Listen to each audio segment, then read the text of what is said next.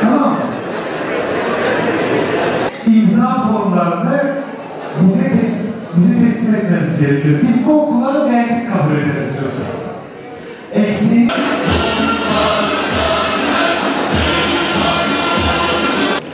Belediyemiz eğitime gerçekten sınırsız yatırım yapmaktadır. Okul arsasından bina yapımına, okulların tadilatından çevre düzenine, okul kıyafetlerinden kitap ve kırtasiye yardımına, beslenme çantasından spor kıyafetlerine kadar birçok alanda Milli Eğitim Müdürlüğümüze, velilerimize ve öğrencilerimize desteklerini esirgememektedir. Ayrıca bugün olduğu gibi başarılı olan öğrencilerimize laptop, bisiklet, saat ve adını sayamadığım birçok ödülü öğrencilerimizin hizmetine sunmuşlardır. Son olarak anlata bitiremeyeceğim bunca desteğini esirgemeyen ve her zaman da desteğini esirgemeyeceğini bildiğim Sayın Belediye Başkanıma saygılar sunar, hepinizi selamlıyorum. Evet gençler, biz sizleri seviyoruz, vatanımızı seviyoruz.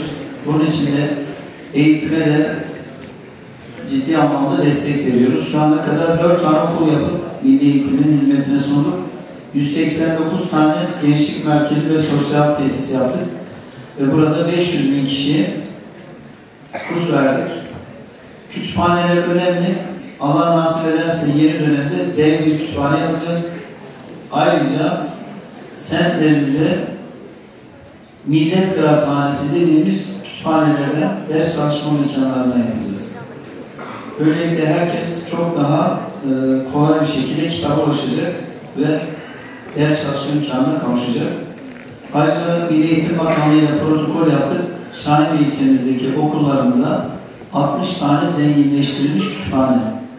Bunun 30'unu bakanlık yapacak. 3 tane millet kıraathanesi açtık. Bunun sayısını dediğim gibi artırıyoruz. Ben başarılarınızdan dolayı hepinizi yürekten kutluyorum. Başarılarınızın devamını diliyorum.